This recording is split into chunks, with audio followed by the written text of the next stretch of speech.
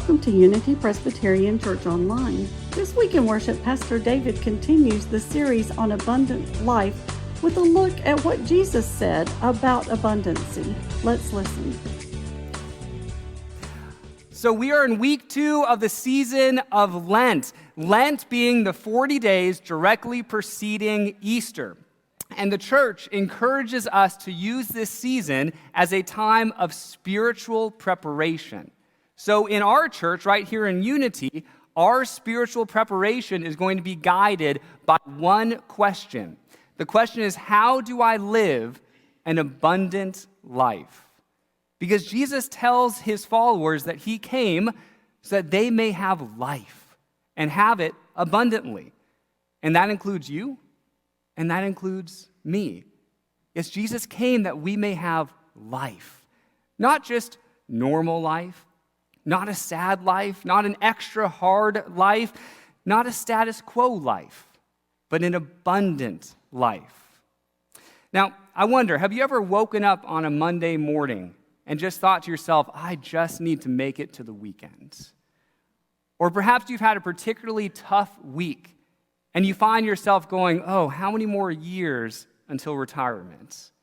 Or how many more years until my kids go to college? I've not said that, it's just theory. I'm just throwing things out there. If we're not careful, we can wish the days away. But that's not how God designed us to live. Jesus says, I came that they may have life and have it abundantly.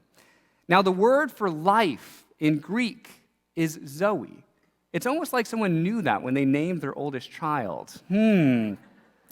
But that word Zoe, it means both physical life, meaning you are alive right now, you are breathing, you can take a deep breath, you are alive.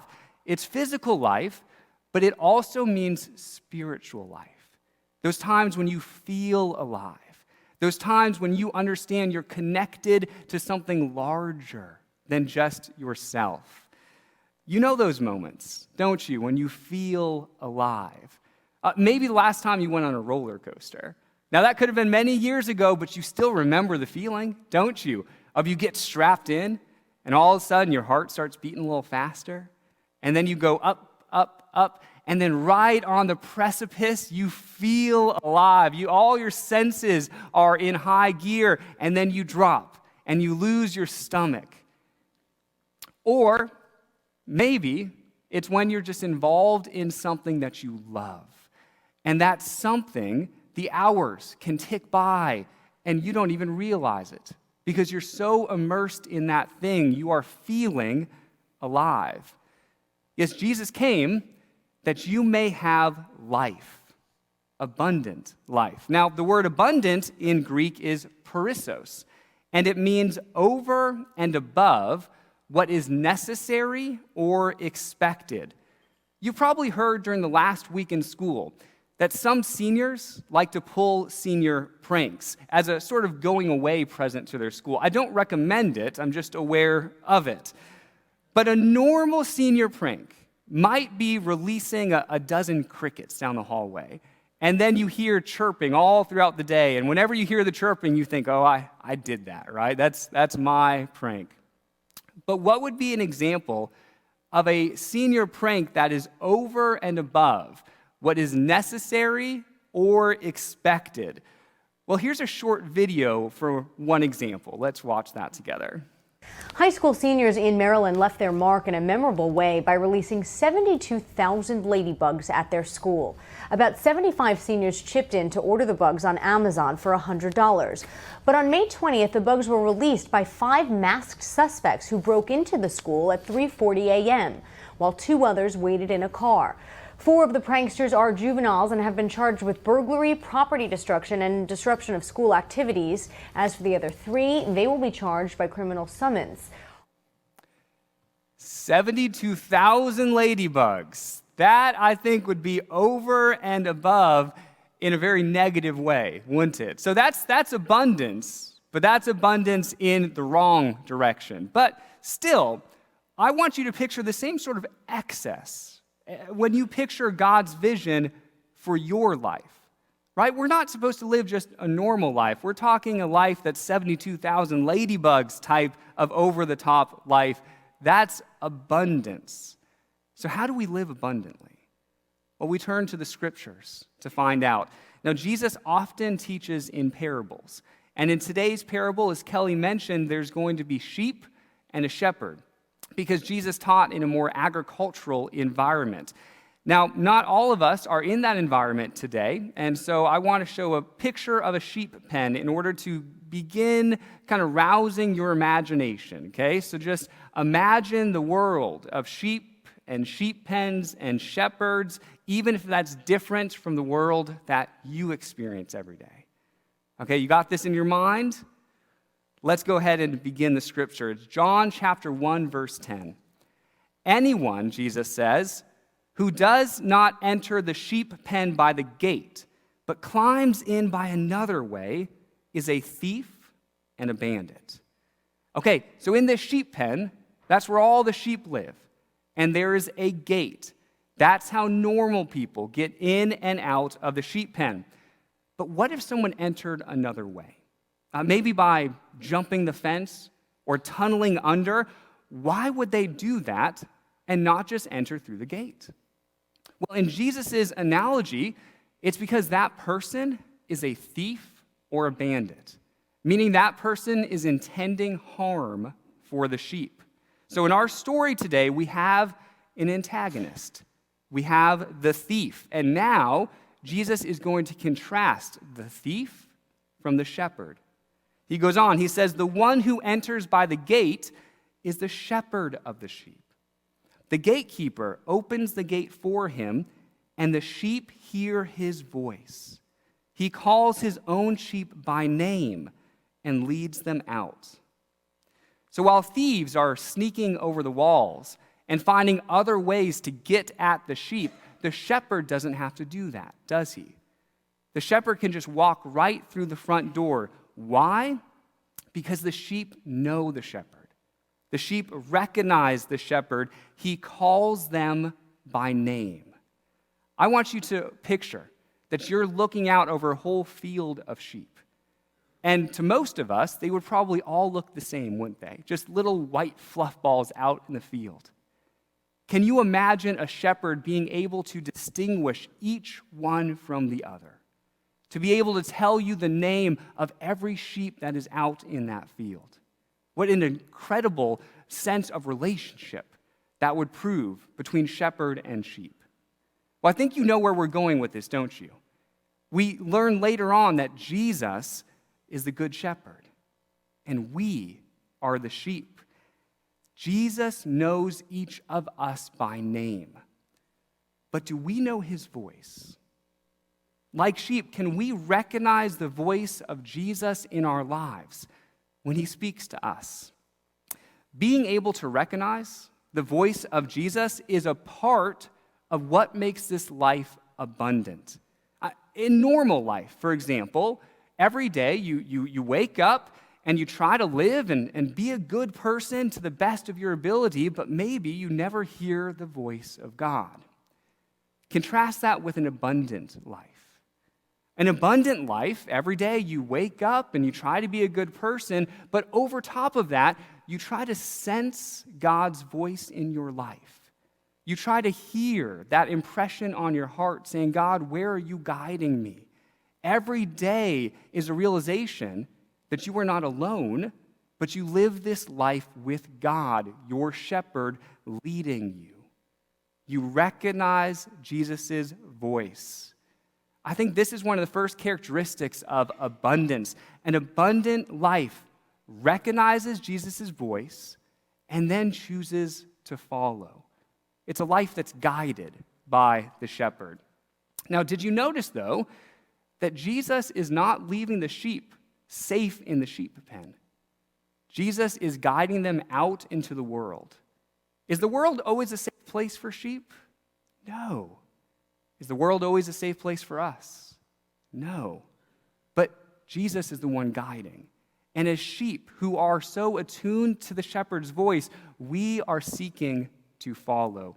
That is a step towards abundance. The parable continues. It says, when he, meaning the shepherd, has brought out all his own, he goes ahead of them, and the sheep will follow him because they know his voice. They will not follow a stranger, but they will run from him because they do not know the voice of strangers. And that's it. That's the whole parable. Jesus is the shepherd, we are the sheep, and abundant life comes from following the voice of the shepherd and not the voices of the thieves and the bandits and the strangers in your life. Jesus says all of this, but without any explanation, which leaves the crowd going, Jesus, can you tell us more? Can you explain this a little bit? And Jesus does. It says Jesus used this figure of speech with them, but they did not understand what he was saying to them. So again, Jesus said to them, I am the gate for the sheep.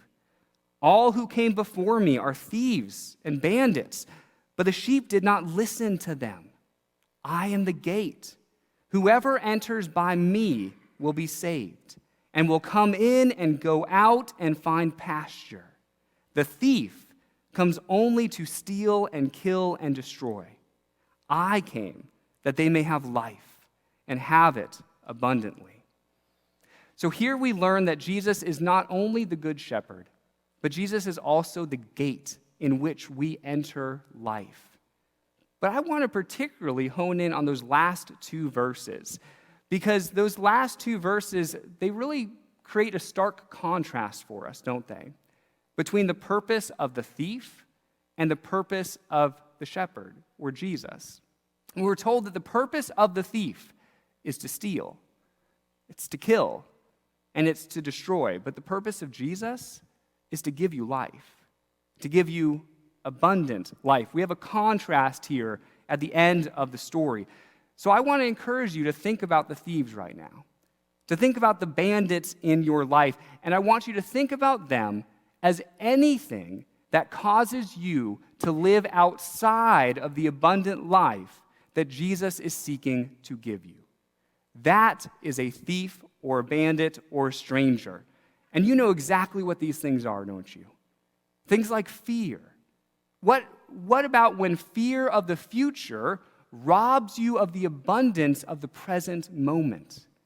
That fear is acting like a thief in that moment. Things like worry can do this, or greed, or selfishness. These are the thieves, the bandits in our lives. These things that will steal your joy, that will destroy your sense of self as God's beloved. That's what Jesus is talking about here. I mean, without me continuing, you can add your own thieves to this list, couldn't you? In fact, that might be a great practice for you. Maybe to write down on your bulletin, what is my thief that I'm struggling with right now? Or if you're watching online, maybe typing it in. I would think it'd be very interesting to hear other people's interpretations of the thieves that they're dealing with as you list them in the chat box. But suffice it to say, we are all dealing with thieves and bandits in our lives, but Jesus is presenting an alternative. It's an alternative way to live that is open and available to all of us, and that's what we call abundant life. Now, men and women, for ages, have attempted to come up with practical steps for how to actually live this way. I mean, it's one thing to hear a sermon about it and to agree with it, and it's different to live it. So I want to give you one example that someone came up with of how we can actually live this way. This example is from the 19th century theologian. His name is Søren Kierkegaard. And he came up with 3 levels of life, or 3 levels of existence. And he says we all start on level 1. But abundancy, an abundant life that Jesus describes, that's really in level 3. Let me share with you what these levels are. He says level 1 is a life of only seeking pleasure. He categorizes this with the words escapist. This is an escapist life, or a flight from boredom. So it's generally self-serving and not really thinking about the community. This is a person who goes from one thing to the next that gives them pleasure. And whether an activity is worthwhile or not depends on how it makes them feel. This is the most basic level of existence. This is where nature puts us, because naturally, we think about ourselves first, don't we? We think about what makes us happy, and we pursue those things. And some people never leave this stage of development, do they?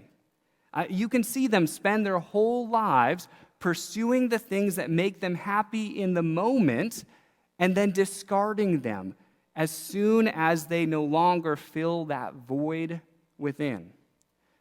But what a shallow life it would be if this is our only life and existence. So Kierkegaard speaks of another. He says, but there's a level 2 that many, even most people reach. And he says level 2 is a life of seeking the good of the community. He categorizes this as a commitment to choosing the good over the evil. He says it's an ethical mindset. So this is a person who's not caring only for oneself and what makes me happy or gives me pleasure, but is intentionally thinking about the community to which I belong. So this is a person who's not going to live only for self, but for others, seeking to make the ethical choice that benefits the common good, or the most people. You can see the differences, can't you, between the first and the second levels. I mean, the first is all about oneself. It's the individual and what makes them happy. But the second level really expands that view and takes into consideration what the good and well-being of the whole community truly is. Many people spend time on this level, and the world is better for it. But I want you to notice that on this level, it really depends on the individual's own willpower to get anything done to create the common good. And so Kierkegaard argues we can't stop there. He says there's a third level of which we can aspire to. He calls it the level of faith, the life of faith. In this stage, a person recognizes that he or she is a created being and that there is a creator. And this recognition completely changes your approach to life. Because in this stage comes the realization that one's good works alone are not the point of one's existence. The point of your existence is to develop a faith in a creator of which no good works are required. And yet, the more that faith is developed, the more good works naturally flow out of that holy relationship. Kierkegaard believes that ultimate abundance comes from knowing that you are a loved creation of God. Now, I think we all travel through these stages throughout life, don't we? There are times where we're thinking only of ourselves. And there are times where we can step past that and say, no, I am working for the good of the community. Maybe it's just my small community, my family, or times where it's a step beyond that and it impacts more people. But I think the goal for us is to reside most often in this life of faith, where we make choices and decisions based on one's identity as a beloved creation of God. Because if that's your view, if that's your outlook on life, that will change every way that you then approach this life that we live. Yes, in faith, we come to believe that we are good and that we are acceptable simply because we are created by a loving God. And I believe that that is where true abundance begins. So in future weeks, we're going to explore more about how to lean into this identity. But for this week, I'd encourage you to spend some time thinking, praying, and discerning how you can live truly more of your time on this level of faith. Amen.